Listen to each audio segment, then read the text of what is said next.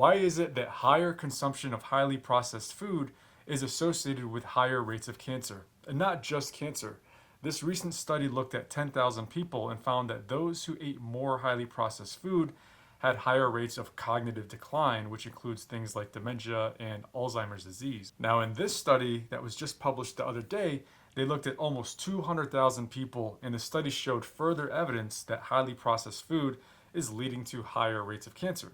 Highly processed food means you take food in its original form and then you subtract some things from that food, such as removing the insoluble fiber, and you also add things to that food, such as adding artificial flavors, preservatives, salts, and of course, added sugar. And 75% of the food in the grocery store is considered highly processed. This food includes things like frozen dinners, prepackaged soups, pizza, condiments, hot dogs, sausages, pepperoni, cold cuts, french fries, soda, chips, cookies, cakes, ice cream, donuts, and candy, just to name a few. The more processed food you eat, the less unprocessed food you eat. And so it becomes a double whammy when you're missing out on all the health benefits that come along with eating that unprocessed food. The study that I'm talking about, it specifically looked at the association between ultra-processed foods and 34 different types of cancer over a 10-year period. The amount of ultra-processed foods consumed by people in this study ranged from 9% of their diet all the way up to 41% of their diet. The researchers in this study looked at the patient's eating patterns and compared that with the medical records that listed their diagnoses, as well as the medical records that listed the number of deaths attributed to cancer. Now, each 10% increase in ultra-processed food consumption was associated with a 2% increase in developing any type of cancer and a 19% increased risk for being diagnosed with ovarian cancer. Also, for each additional 10% increase in ultra-processed food consumption, the risk of dying from any cancer increased by 6%, while the risk of dying from ovarian cancer increased by 30%. In this study, the people who ate the most amount of ultra-processed food were younger and were actually less likely to have a family history of cancer. This study further adds to the already large pile of evidence, actually over 100 studies now, that higher consumption of ultra-processed food in the diet is associated with higher rates of metabolic syndrome, obesity, type 2 diabetes, heart attack, stroke, fatty liver disease, dementia, depression, inflammation, and yes, cancer. In fact, a 2022 study examined the diets of over 200,000 people in the United States for up to 28 years, and they found that there was a link between ultra-processed foods and colorectal cancer. I actually made a video that talks about the real cause of colon cancer that gets into more of those details if you want to check that out right here. But for this video, what are the reasons that highly processed food is linked to higher rates of cancer? How does that actually happen? Before we get to talking about the food that we're eating, it's also important to know that there are many chemicals or molecules in our environment that make us more prone to cancer. For example, PFAS, or polyfluoroalkyl substances, are a class of more than 5,000 human-made molecules found in a variety of everyday products, including plastic, non-stick cookware, and more. In certain areas, water supplies have been contaminated with these PFASs, and so drinking tap water in these regions is one of the most common means of exposure. Research currently suggests that PFASs are closely linked to a heightened risk of kidney and testicular cancer, as well as endocrine complications. That's why PFASs are also known as obesogens and endocrine disruptor molecules. But what about the processed food itself? But what about the highly processed food itself? What are the four main reasons as to why that's leading to higher rates of cancer? Main reason number one is that highly processed food contains lots of refined carbohydrates and or added sugar. And that's not good, as that makes cells more likely to incur genetic mutations that not only lead to cancer, but promote it. Every day, the cells of our body incur mutations in DNA. This is how cancer starts, and that's what's called cancer initiation.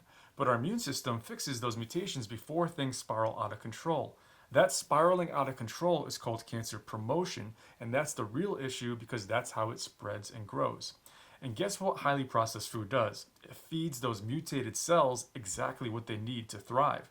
Now, over the last several decades, as we've generally eaten more and more processed food with more and more added sugar, the incidence of obesity-related cancers has gone up. Think things like colon cancer, kidney cancer, pancreatic cancer, and even liver cancer, especially for those who are aged in that 30 to 50 age bracket. So how is it that eating highly processed food like Domino's, Subways, Doritos, Oreos actually uniquely feeds the growth of the cancer cells? Well, the main culprit is the added sugar, which specifically supplies the backbone for the structural elements that allow the cancer cells to divide and conquer. For example, the ribose molecule comes from sugar. Ribose is what makes RNA, and deoxyribose is what makes DNA. And if you're a cancer cell that is dividing and growing, that means you need a lot of DNA and a lot of RNA. But that's only part of the story. Cancer cells import 200 times the amount of glucose compared to normal cells. Your cells contain an enzyme called PI3 kinase, which opens the glucose floodgates of the cell. If the cell were to open these glucose floodgates, there would be so much glucose that can be used to fuel the cell without needing mitochondria or oxygen. And this is why it's no coincidence that cancer cells and fetal cells, they both have rapid growth and they have high levels of this PI3 kinase enzyme. So, some very smart scientists asked themselves the question, well then, what if we could come up with a medication that blocks PI3 kinase because that might actually stop cancer? And so came the development of PI3 kinase inhibitors. In fact, some scientists found that if you first cut down on insulin signaling by reducing the amount of dietary sugar and refined carbs, then that PI3 kinase inhibitors, they become much more effective. Insulin drives cancer cell growth because it's how the glucose gets into the cell in the first place. You can think of insulin as being the key to the door, and PI3 kinase determines how wide you can swing that door open. Insulin and PI3 kinase, they work in unison to flood the cell with glucose. But refined carbohydrates and added sugar are not the only reasons that highly processed food increases the cancer risk. The lack of fiber is a big contributor as well. So main reason number 2 is that highly processed food is low in fiber. Most people on average consume about 10 to 15 grams of fiber per day, but the ideal is 30 grams per day. And why is fiber so important when it comes to preventing cancer, especially colon cancer? For one, fiber in effect counteracts the effects of sugar. Insoluble fiber, it combines with the soluble fiber to form this gel on the inside of the intestine, specifically in the duodenum, which reduces intestinal absorption by up to 25%. So this means slower digestion and absorption of that sugar, leading to a lower and a slower insulin release from the pancreas. Insoluble fiber also acts as a mild abrasive in the lumen of the colon, which dislodges and sloughs off those old dead cells, which are the cells that eventually lead to cancer. So basically, the insoluble fiber sweeps away those precancerous cells, thus reducing the risk. Just know that 99% of the bread that you see in the grocery store claims to have a lot of fiber, but that's soluble fiber that they add back to it after that wheat has already been processed. You can't add back the insoluble fiber, the bran part of that original wheat kernel. It's gone forever. So an example of unprocessed bread would be something like Ezekiel bread, which has to be kept refrigerated to keep it from spoiling. Okay, main reason number 3, nitrosamines. So let me ask you, is the meat that you eat, if you do eat meat, is it processed or unprocessed? It's estimated that for every 50 grams of processed meat consumed per day, the risk of colorectal cancer rises by about 16%. Long-term consumption of processed meats is strongly correlated with an increased risk of colon cancer, especially for the left-sided part of the colon, so the left-sided tumors, mainly because processed meats contain nitrates and nitrites. Nitrates and nitrites are the preservatives in cured meats like bacon, salami, sausages, pepperoni, hot dogs. They prolong a food's shelf life and they give it an attractive hue, but here's the problem. Nitrates turn into nitrites, which react with amino acids to form nitrosamines, which then react with nitrogen to form nitrosoureas. Nitrosoureas are among the most potent carcinogens in existence, and they're associated with virtually every cancer of the GI tract, not just the colon. This is why nitrates and nitrites are classified as group 1 carcinogens, placing these foods in the same risk category for cancer as cigarettes and alcohol, and even asbestos. Okay, main reason number 4, trans fats. Most food you buy nowadays does not have trans fats, even the highly processed food. But are you secretly eating them without knowing it, and can that lead to cancer? Well, you can inadvertently make trans fats on your own right on your stovetop.